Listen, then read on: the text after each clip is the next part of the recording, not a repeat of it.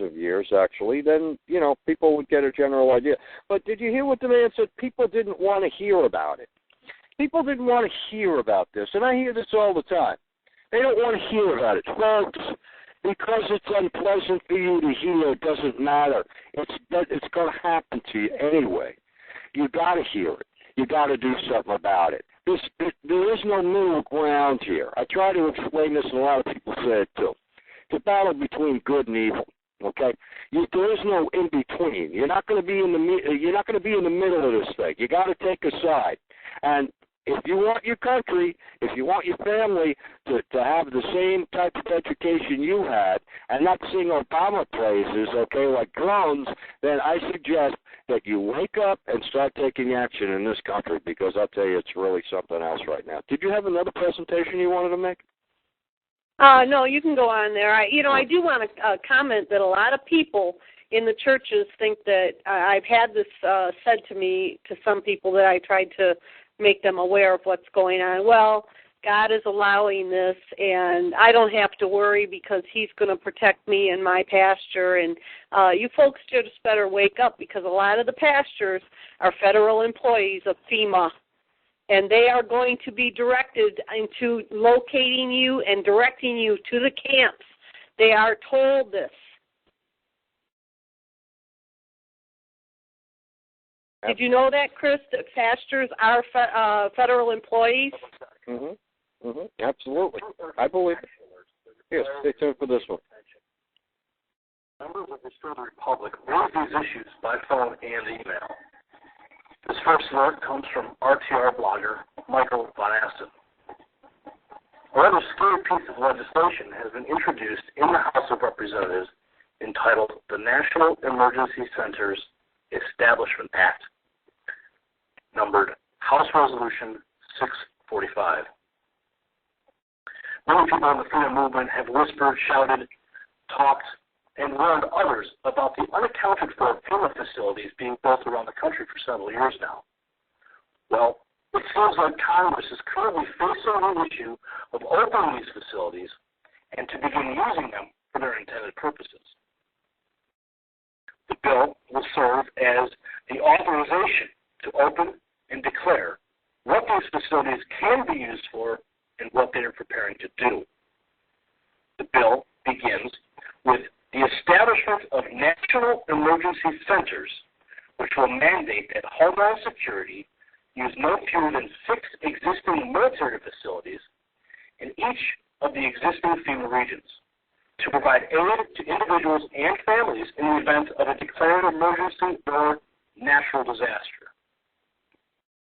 These facilities will also be to train law enforcement entities as well as clergy and other entities that will prepare the average citizen for a major event.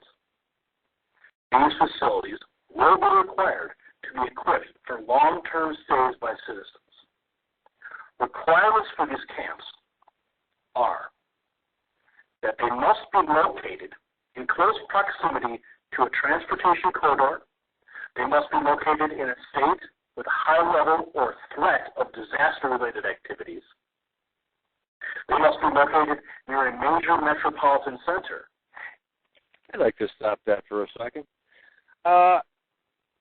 House Bill 645, H.R. 645. If you just heard what he said, it has to be major hubs, transportation, this and that. The other thing.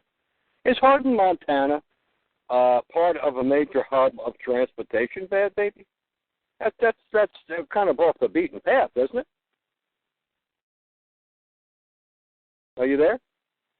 Well, anyway, I think it's kind of off the beaten path. Don't you think, folks? But we'll continue. Capable of meeting for an extended period of time the housing, health, transportation, education, public works, humanitarian, and other transition needs of a large number of individuals affected by an emergency or major disaster. These facilities must be capable of being scaled up or down according to the need. It must be capable of housing existing permanent structures necessary to meet training and first responders coordination requirements during non-disaster periods. These camps must also consist of 2 state-of-the-art command and control centers, one in full ready mode and the other used daily for training. The bill designates an initial funding estimate at $360 billion for a period of 2 years. The bill specifically defines emergency and major disaster. It defines emergency as a means of any occasion or instance for which, by the determination of the President, federal assistance is needed to supplement state and local efforts and capabilities to save lives, protect property, and public health and safety.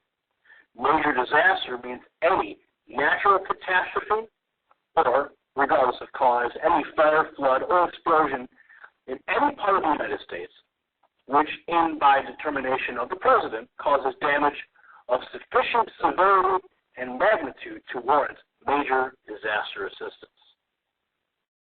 Given recent language of bills like H.R. 1955, introduced in 2007, and the nefarious Patriot Act, everyone is now considered a terrorist threat. Everyone is being monitored by the NSA supercomputers. H.R. 645 is well beyond the scope of federal constitutional power and could be used in the event of a false flag operation to round up American citizens suspected of involvement, usurping the traditional constitutional means. You must act now to prevent this bill from becoming law. Please contact your representatives and instruct them to vote no on House Resolution 645. You can visit congress.org to find your congressman's information. Now, the second alert comes from RTO member Eric Nordstrom from Nordstrom1.com and is related to our fight to keep our rights to bear arms. On the table now is ammunition accountability legislation. It's in 18 states and it requires all ammunition to be encoded by the manufacturer in a database and including all ammunition sales. They will now know how much you buy and what calibers. Remember how Obama said he wasn't going to take your guns? Well, it seems that his allies in the anti-gun world have no problem with taking your ammunition. According to ammunitionaccountability.org, the driving force behind this legislation, nobody can sell any ammunition after June 30th, 2009, unless the ammunition is coded. Any privately held, uncoded ammunition must be destroyed by July 1st, 2011. This includes hand-loaded ammunition.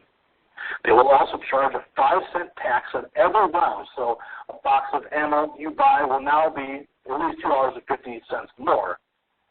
Now, if they can deprive you of ammo, they don't need to take your guns. If our eyes are diverted on talk radio topics, bailouts, television entertainment, and corporate news propaganda, state-level legislators are placing the Second Amendment into the grave.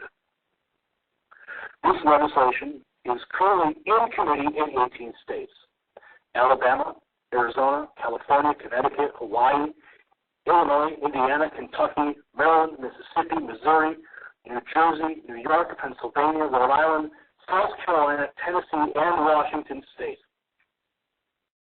To find out more about this anti-gun group that is sponsoring the legislation, go to their website at ammunitionaccountability.org/legislation.html. Thomas Jefferson said, "The strongest reason for the people to retain the right to keep and bear arms is, as a last resort, to protect themselves against tyranny and government."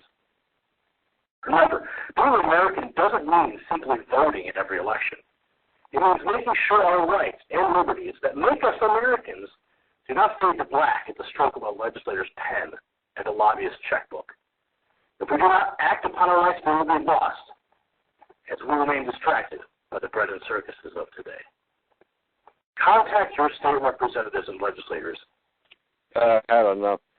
I'll tell you something. I've had enough. You hear this man, Gary Frankie? He's saying it as it is. Okay, one thing I disagree. Contact your representatives. Your representatives don't give a damn about you. They don't care. They're going to vote anywhere they're told to vote. They're puppets. They're not going to vote for you. That's what kills me.